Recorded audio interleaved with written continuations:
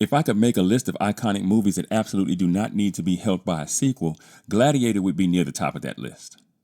In my mind, Gladiator is in a similar revered space in film as Braveheart is. So when I first heard that we were getting a second Gladiator film 24 years after the first one, my immediate thought was, what the hell for? Now, my second thought was, how is Ridley Scott going to connect these two films with a 20-plus year gap in production?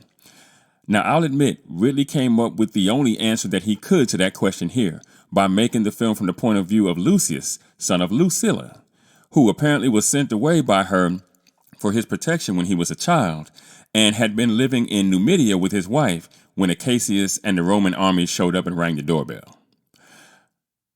I thought the film looked great. I thought the scale of production did a really good job of immersing you in the world of ancient Rome.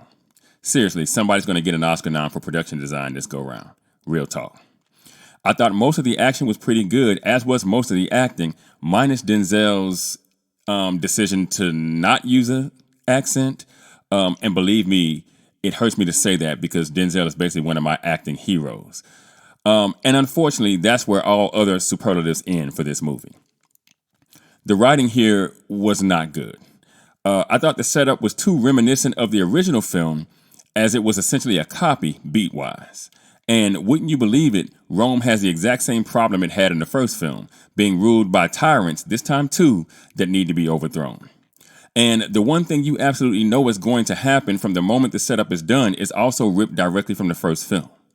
And after it finally does happen, the actions of the characters from that point on make absolutely no common sense.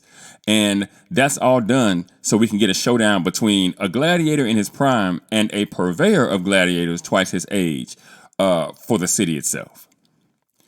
Now, Ridley Scott is on my top 10 list of filmmakers, as he has made some of my absolute favorite films. And I'll even go down defending some of his less than stellar work if called upon to do so.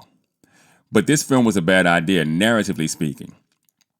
And despite how much money it ends up making at the box office, I think when all things have been considered, it did more to tarnish the legacy of the original movie than it did to enhance it.